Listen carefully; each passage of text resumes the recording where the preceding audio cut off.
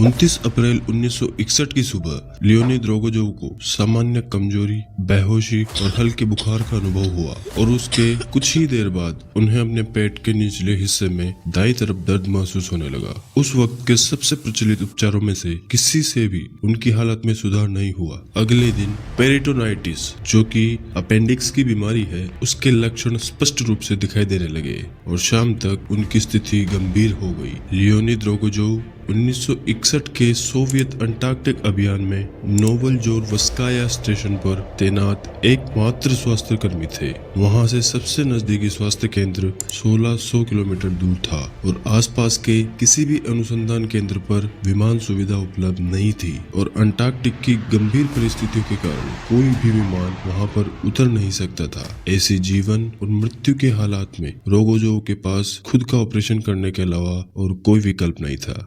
लेकिन आपके पास ये वीडियो लाइक करने का विकल्प है, तो अभी इस वीडियो को लाइक कर दीजिए।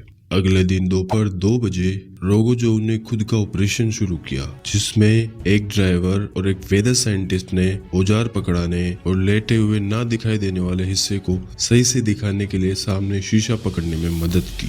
रोगोजोव ने आधी झुकी हुई स्थिति में बाईं ओर लेटकर चीरा लगाया, लेकिन उन्होंने गलती से सिकम को काट दिया, जिससे उन्हें टाके लगाकर दोबारा सिलना पड़ा। उनकी रिपोर्ट्स के अनुसार उन्हें अपेंडिक्स के निचले हिस्से में दाग मिला, जिसे अगर वो नहीं निकालते तो अगले ही दिन वह फट जाता। इसी दौरान कमजोरी और बेहोशी महसूस होने लगी, जिसके कारण ऑपरेशन बीच बीच में रोकना पड़ा। अंत में उन्होंने अपेंडिक्स को काट दिया और लगभग 4 बजे ऑपरेशन पूरा हो गया।